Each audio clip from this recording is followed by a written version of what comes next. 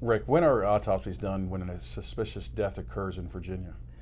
Uh, like every state in the United States, there are medical examiners in our state, and they are the first tier of deciding on an autopsy. If a suspicious or unusual death occurs in a hospital or at a home, the medical examiner has the statutory right to request a medical exam or a full autopsy.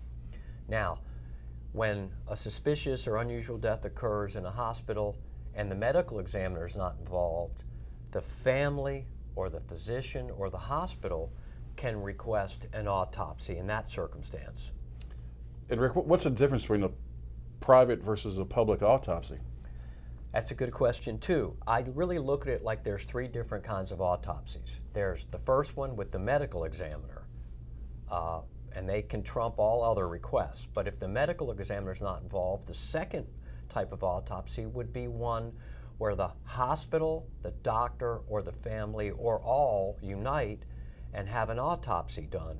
That's typically done by the hospital's affiliated pathologist, although it's somewhat independent.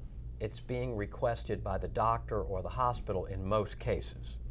The last type, or private autopsy, is handled and directed and managed by the family, who immediately after the death at a hospital usually wants an autopsy, and they get a private pathologist and one of the institutions that does private autopsies to handle that autopsy, and the results are reported to the family, and the family has to pay for that autopsy. In the other two examples, it's either covered by the state or it's covered by the hospital or doctors who request that other form of autopsy.